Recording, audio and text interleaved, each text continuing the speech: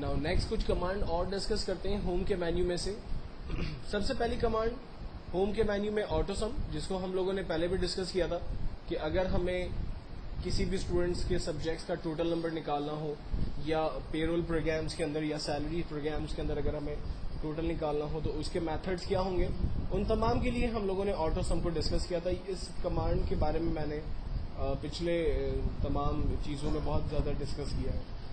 Then जो command है हमारे पास वो फिल की कमांड है। देखिए फर्स्ट सेशन में मैंने आपको बताया था कि अगर आप कोई भी नाम टाइप करते हैं और जस्ट उसको ड्रैग करते हैं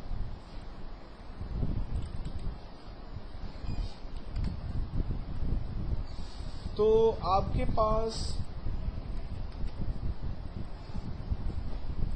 उस नाम की नंबर ऑफ कॉपीज आ जाती है। ठीक है, ये कमांड मैंने आपको पहले भी लास्ट सेशन के अंदर बताई थी।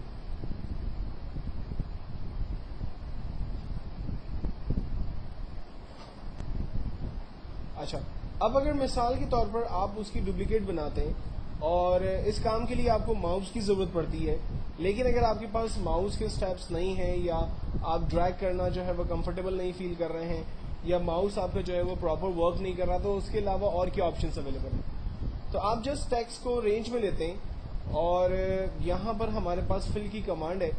हम फिल इसको करते हैं डाउन, तो देखें डाउन की तरफ इसकी डुप्लीकेट कॉपीज आ गई। हम इसको फिल करते हैं राइट की तरफ, तो राइट की तरफ इसकी डुप्लीकेट्स आ गई।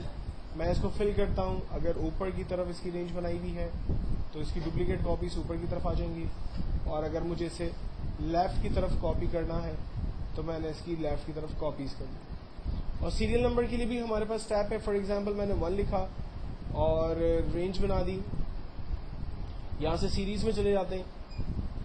स्टॉप वैल्यू फॉर एग्जांपल हम डिफाइन नहीं करते, स्टेप वैल्यू 1 ही है, ओके करते हैं। ये देखें सीरियल नंबर जनरेट हो गया। अगर मैं चाह रहा हूँ कि 2 का टेबल जनरेट हो जाए तो पहली वैल्यू 2 लिखकर रेंज बनाए और यहाँ स्टेप के अंदर वैल्यू 2 डिफाइन करके ओके कर दें, ये 2 तक आपके पास सीरियल नंबर जनरेट होगा। अच्छा, अब अगर मैं रेंज बनाता हूँ तो रेंज जो है वो जनरेट करता है फॉर एग्जांपल 24 तक का टेबल बना देता है। मैं चाह रहा हूँ कि 20 तक आए, लास्ट वैल्यू 20 हो, तो स्टेप वैल्यू 2 और स्टॉप वैल्यू 20 डिफाइन कर देता है। तो इससे फायदा ये होगा कि सिर्फ 20 तक वैल्यूज जनरेट करेगा, उसके बाद की वैल्यूज नहीं आएंगी। तो ये सारे ऑप्शंस हमें फिल के अंदर मिल जाते हैं। जबकि नेक्स्ट हमारे पास कमांड्स हैं क्लियर की।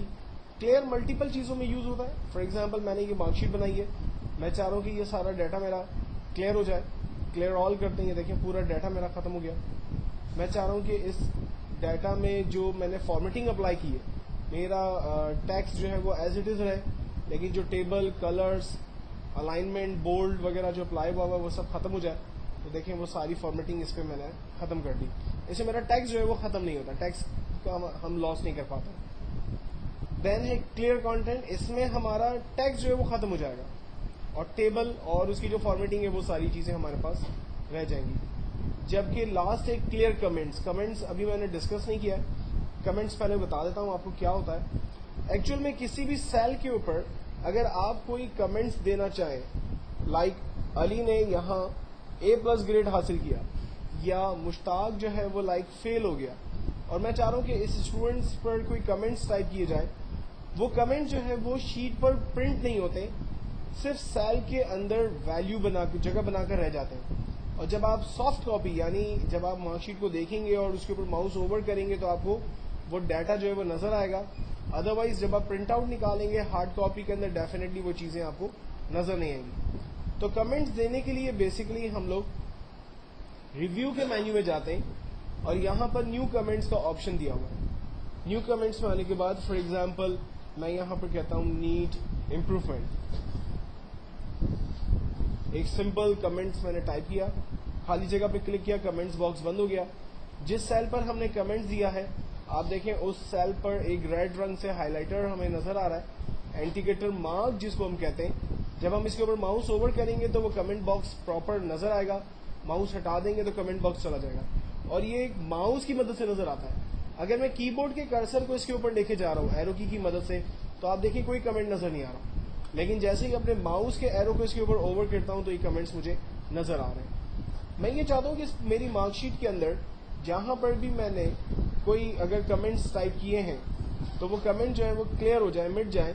तो इसके लिए हम लोग अपनी शीट को रेंज में लेते हैं और क्लियर में जाकर क्लियर कमेंट्स करते हैं, वो कमेंट्स हमारे खत्म हो जाते हैं। नेक्स्ट कमांड है हमारे पास सॉर्ट एंड फिल्टर।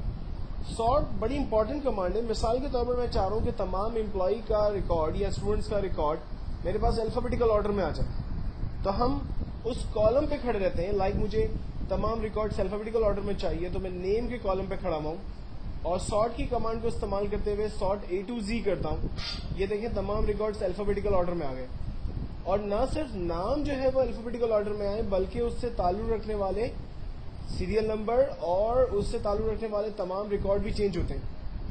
पहले अली जो है वो 1 पे था और A+ ग्रेड से था, अब वो 3rd नंबर पे आ गया क्योंकि अहमद जो है वो अल्फाबेटिकल ऑर्डर में पहले नंबर पर है, तो अपने साथ वो पूरा रिकॉर्ड लेकर मूव होता है। ऐसा नहीं होता कि जब आप किसी भी कॉलम को सॉर्ट करते हैं तो वो सिर्फ पर्टिकुलर कॉलम सॉर्ट होता है, बाकी डाटा सॉर्ट नहीं होता, ऐसा नहीं होता।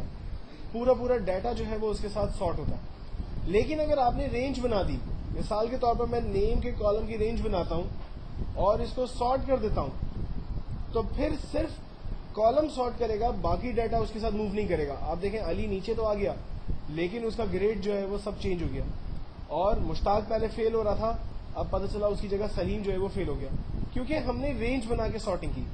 तो रेंज उस वक्त आप बनाएंगे जब आपके पास डाटा जो है वो लाइक एक पर्टिकुलर कॉलम के अंदर अगर होगा।